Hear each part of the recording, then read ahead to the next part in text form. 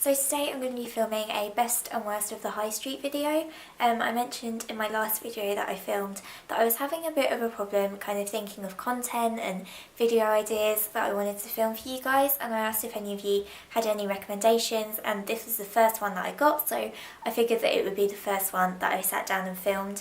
It seems like a really good idea. I like watching videos like this and I have loads and loads of projects to get through, so I'm just going to get going. Just a quick apology, I know that the background in this video is really not looking that great at the moment, and we literally moved into this flat 2-3 days ago now, and I'm in the spare room right now, which is obviously going to be pretty messy anyway, but we still haven't unpacked all of the boxes, like this onion rings box, which I know is very, very attractive, sitting right behind me right now. But yeah, just apologies for that. Try and block it out if you can. So I'm going to start off with mascaras because I have 3 here that I have pretty strong opinions about. I'm going to start off with the one that I really like. The other 2 I just don't get on with very well. But the one that I really love is the Max Factor Full Slash Effect. This is a waterproof formula. I've spoken about this multiple times on my blog. People are probably bored of hearing about it by now. And I think I have mentioned it on my channel before. It is just the perfect formula for me. I really like to pack in a lot of volume into my lashes. I don't really struggle with length so much, although this does offer a lot of length as well. Really jet back formula. It just keeps the curl in place. It doesn't budge throughout the day. It does make the lashes feel quite sort of dry. It can be quite harsh on the lashes, I think, so I don't wear it every single day, but when I really want some oomph and a little bit more va-va-voom in my lashes, I always reach for this one above like any of my high-end, more expensive formulas. The 2 that I really just can't seem to get on with at all. The first one is the Collection 2000 Does It All Waterproof Mascara. I think this is just Collection now actually. I'm probably the last person to realise that they've dropped the 2000. And I think I used it once, maybe twice when I first got it. I kind of didn't love it, I didn't hate it. I was kind of making my mind up about it, went back to using mascaras that I use all the time, and then probably about 3-4 weeks, if that, later I went back to it and it was completely dry.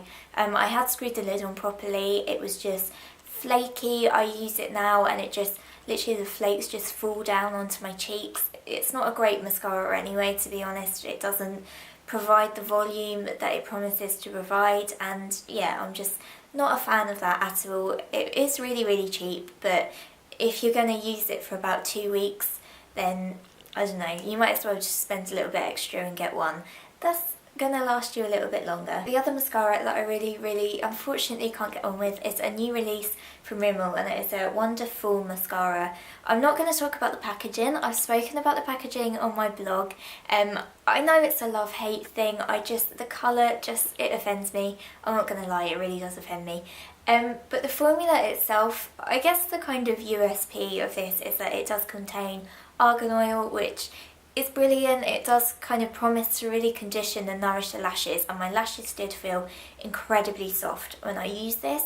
Not that I've ever particularly suffered with coarse eyelashes. I don't know if that's something that anyone particularly suffers with, but I guess that the kind of promise is that it's going to perhaps make your lashes grow a little bit if it conditions them. I don't know. But the argan oil in this does really condition the lashes. The downside to that is that it just doesn't stay put whatsoever. It doesn't hold a curl. The actual mascara, it's not really as black as I'd like it to be. It doesn't look like I'm wearing mascara again by sort of midday, and I just thought it was a bit of a flop, to be honest. It makes them look a little bit fuller, a little bit more fluttery kind of as soon as I've applied it, but for me it's just not worth it because I don't want to be reapplying my mascara throughout the day. I also have one foundation love and one foundation hate. Again, I'm going to start with the love. Just keep it positive here, people. And this is the Maybelline Better Skin Foundation. This is like a tiny little tester that I got through the post ages and ages ago. I just applied online for like a tester and it has lasted me forever. I wear this an awful lot and I am so impressed with it.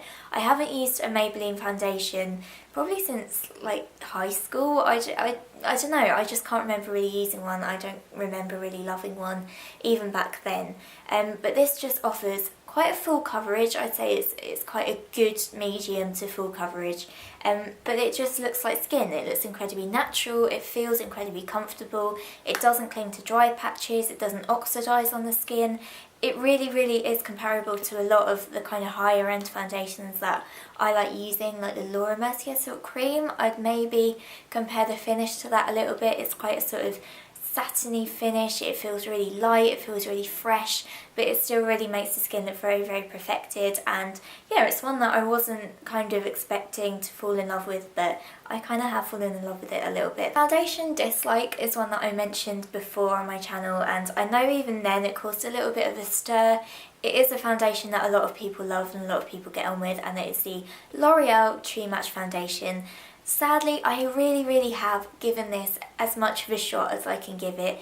It just doesn't sit right. It just clings to any kind of dry skin. I have been using this in the summer. I dread to think what it would be like in the winter because it just doesn't sit right. And I've tried it with various primers, I've tried it without primer, I've tried it different moisturisers, applying with brushes, with fingers, with sponges and stuff like that, and I just can't get on with it. I don't see what all the hype is about, I have to say. It doesn't feel comfortable. The finish is okay as soon as it's first applied, but it will literally be about an hour before it starts to look cakey, and yeah, it's just not for me. So a kind of newish find for me is the Rimmel Salon Pro polishes.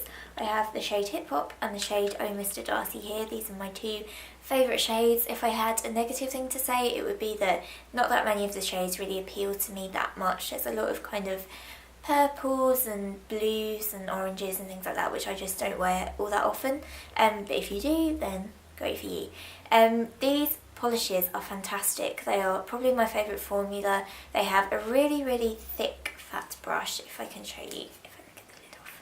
They have a really thick fat brush. It just makes applying them so easy, and they just last so long. I think I've worn these for about a week and a half before I've needed to touch them up, before I've even got kind of wear right on the tips of my fingers. They're really glossy, they're really shiny, gorgeous kind of rich colours, really opaque, and I can't recommend them enough. If only they did a few more shades that met my fancy, but you can't have everything, I guess. So I have two hair products to talk about, and they both fit into the dislike, high street worst category, unfortunately. The first one is the Tresemme Texture Style Velvet Cream.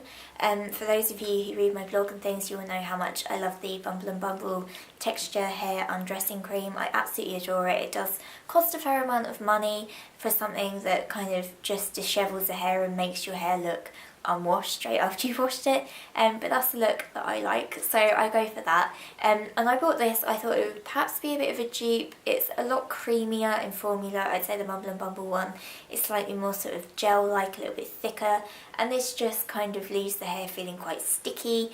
It doesn't really dishevel it as such, it just leaves it with sort of, yeah, just a really kind of sticky, greasy, not very nice texture. The other hair related kind of product I know is going to be a little bit controversial, and it's the Tangle Teezer. I bought this because my hair is incredibly tangled, and maybe it does work for people whose hair perhaps isn't as damaged as mine. I have got it cut recently, and I have to say it's a lot